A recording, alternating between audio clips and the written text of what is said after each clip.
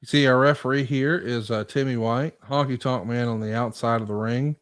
Honky Tonk Man here. It's crazy to think how quickly things change because if you go back to 1987, 10 years prior to this, I mean, that dude had white hot heat, one of the hottest heels in all of wrestling. But 10 years later, boy, he just looks out of place here, in my Mm-hmm. opinion.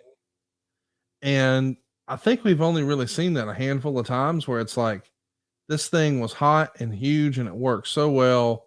And then just a handful of years later, it was like, boy, what happened?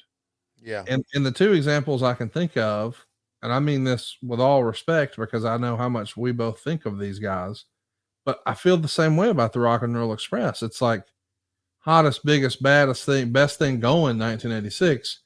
You fast forward just 5 years to 1991 and you're like, wait, what happened? And it's sort of the same thing here for me with Honky Tonk Man. Like, there wasn't like heat when he came out like there was in 87, and there weren't cheers. You see fans in the background, they're wearing Austin 316 shirts right across from the hard camp. They're just sitting there with their arms folded, like, get this over with. We don't care. Mm-hmm. It's amazing how quickly it can change, isn't it? Yeah, it is.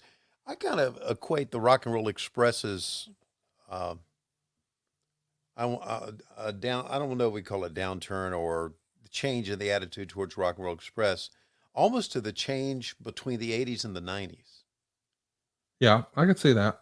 because the '80s were a lot of quote unquote groupies and the big hair era and the bands and that type of music.